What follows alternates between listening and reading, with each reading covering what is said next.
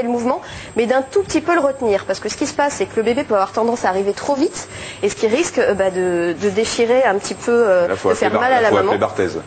Non. Non, il faut vraiment avoir, en fait, il faut toujours maintenir une petite main, un petit peu pour retenir, surtout au moment, en fait, où le bébé va commencer à pousser un petit peu avec sa tête. Il y a un moment qui est un peu critique, c'est le moment qu'on appelle de la déflexion, c'est-à-dire quand la tête a commencé à passer, le bébé a un réflexe naturel de relever rapidement la tête, voir ce qui se passe. À ce moment-là, il faut bien avoir sa main ici pour que le mouvement soit pas trop fort pour pas que la maman ait mal. Et en fait, il faut avoir une main dessous pour protéger le périnée de la maman. Ça, c'est la première chose. Donc ensuite, normalement, la tête passe et elle commence à faire un premier tour. Donc on garde toujours sa tête pour accompagner le mouvement du bébé. Voilà, on accompagne le mouvement, on prend pas la tête en tordant. Hein. C'est l'enfant qui passe tout seul. Et là, passage des épaules, ça c'est une autre affaire. Ça c'est délicat. Donc c'est ce qu'on appelle la déflexion des épaules. C'est le dernier passage délicat. Hein. Si vous en êtes là, il faut vous dire que courage, on y est presque. Donc la déflexion des épaules, la première épaule va sortir en premier, toujours la même chose, il faut accompagner le mouvement. Et pour que ça aille plus vite, en fait, dans ces cas-là, quand c'est la première épaule qui sort, on pousse la tête du bébé un peu vers le bas. Voilà, la première va sortir. Et même chose pour que celle du dessous puisse sortir. Là, on pousse la tête du bébé vers le plafond.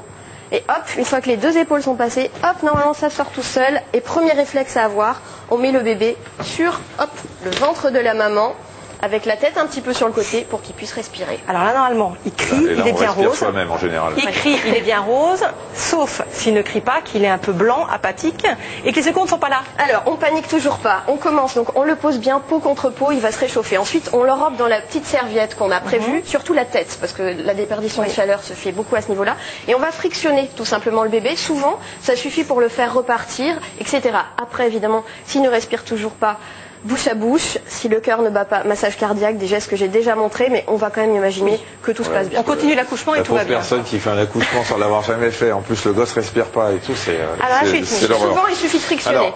Alors, les secours sont coincés dans les embouteillages. Là, il commence à exagérer, mais enfin bon. Le cordon ombilical.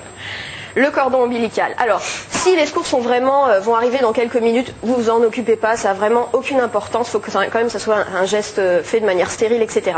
Par contre, si vraiment vous êtes, je sais pas, bloqué dans un refuge de montagne, qui vont pas arriver avant 2 jours, là, faut s'en occuper. Donc, une règle très importante, tant que le cordon n'a pas été coupé, c'est-à-dire que ça circule toujours entre le bébé et le placenta, surtout, on ne surélève pas le bébé. Pourquoi? Parce que le sang va refluer dans le placenta. Donc, on le laisse toujours au niveau de la mère. L'idéal peut-être, c'est, on va dire que ça représente la maman, c'est de coucher les deux à la même hauteur, peau contre peau, voilà, de cette manière.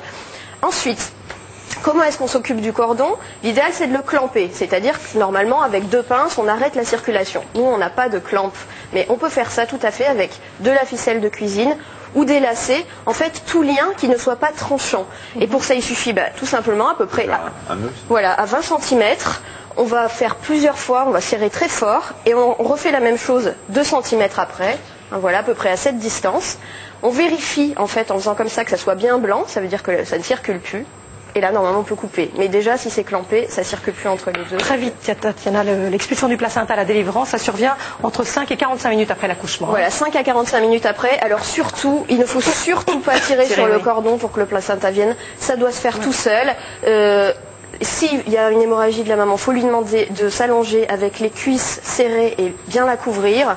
Mais dans tous les cas, il faut laisser faire la nature et ça doit venir tout seul. Je voulais juste remercier Sophie Baxdic, qui est sage-femme à la maternité Port-Royal, et le docteur Dominique Truchot-Cardo qui m'ont aidé à préparer cette chronique. Chronique qui n'est pas un conseil pour accoucher chez soi, mais en cas d'accouchement prématuré. Voilà, vraiment en cas d'urgence uniquement. Merci Tatiana, on passe à vos questions. Beaucoup.